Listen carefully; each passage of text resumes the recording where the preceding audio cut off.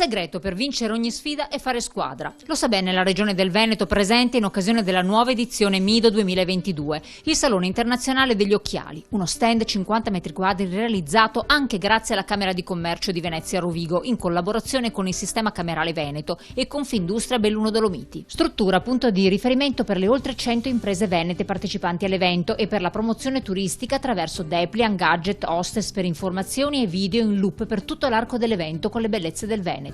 Attesissimo ritorno per Mido, l'evento si è tenuto dal 30 aprile al 2 maggio nei padiglioni fieristici di Rho, Fiera Milano. Bella esperienza, importante esserci, importante essere qua con uno stand, penso importante, che focalizza un po' sui nostri brand sia di proprietà che del portafoglio, quindi un bel passaggio, importante per Safilo, importante per l'industria, importante per il Veneto. Azienda privata, mondo politico, devono lavorare, istituzioni, dobbiamo lavorare tutti insieme se vogliamo, come dire, gestire questa complessità che cambia, che c'è davanti a noi, quindi assolutamente positivo. Settore in crescita, più 39% per l'export che vale oltre 4 miliardi, più 35% la produzione rispetto al periodo prepandemico.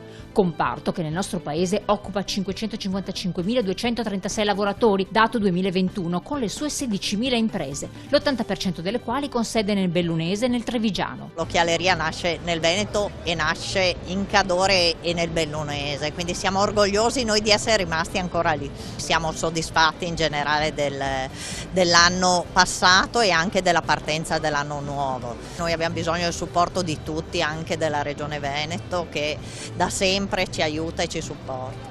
Il prestigioso mondo degli occhiali in Italia parla principalmente veneto, ecco perché non poteva mancare anche Venice Promex, l'agenzia per l'internazionalizzazione da sempre accanto alle imprese del territorio.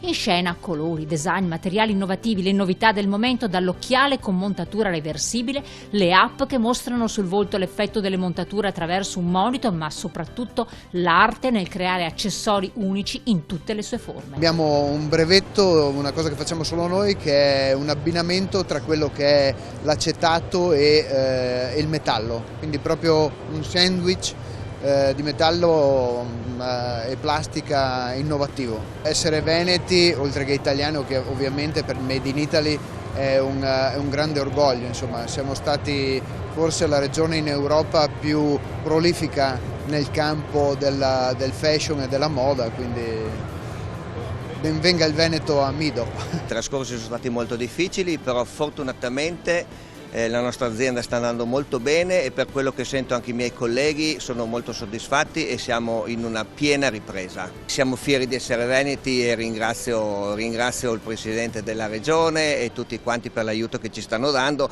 che vengano a trovarci.